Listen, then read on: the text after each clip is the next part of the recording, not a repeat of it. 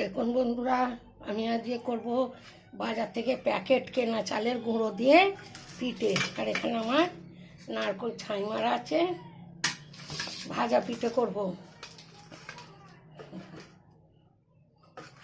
চাল গুঁড়োটা একদম ঠান্ডা জলে মেখে নিচ্ছি, কোনো গরম জল দিইনি। এই যে চাল গুঁড়ো একদম নরম, প্যাকেটের চাল গুঁড়ো ফাইন। এবার আমি পিঠেগুলো একটা একটা করে তৈরি করে নেব।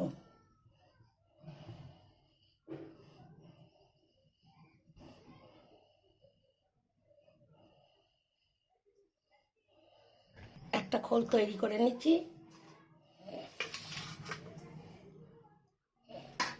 না করে পুরটা দিয়ে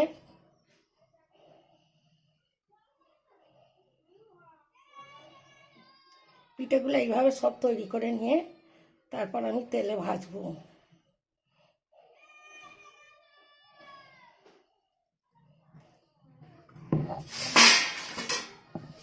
আবার একটা করে দেখাবো।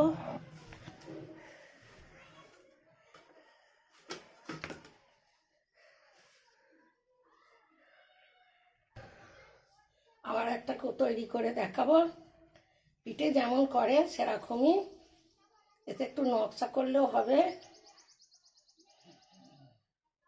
এইভাবে সব পিঠেগুলো তৈরি করে নেব।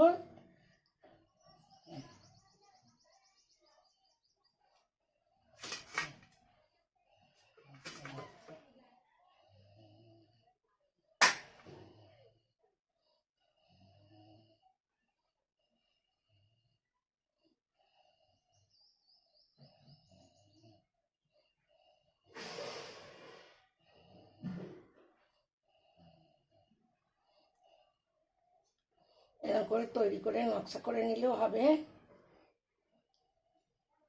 নকশা পিঠে।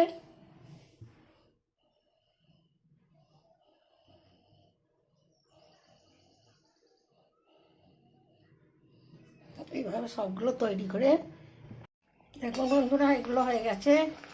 এই পিঠেগুলো এবার আমি তুলে নেব।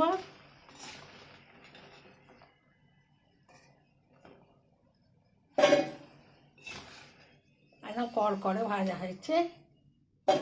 এবার যেগুলো আছে এগুলো দিয়ে দেবো।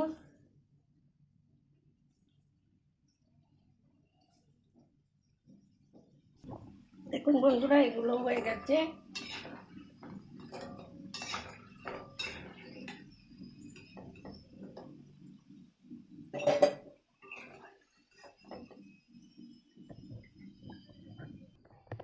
দেখুন বন্ধুরা, আমার ভাজা পিঠে রেসিপিটা পুরো রেডি হয়ে গেছে। পুরো নারকেলের ছাই মারা দিয়ে করেছি। একটা ভেঙে দেখাবো, মরমরে হয়েছে, খুব সুন্দর। দেখুন বন্ধুরা, নারকেলের ছাই মারা দিয়ে করেছি ভাজা পিঠে, একদম কাঁকড়া হয়েছে।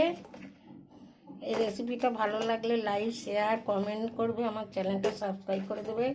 আর ফেসবুক থেকে যে দেখবেন সে আমার চ্যানেলটা ফলো করবে। আসছি অন্য রেসিপি নিয়ে।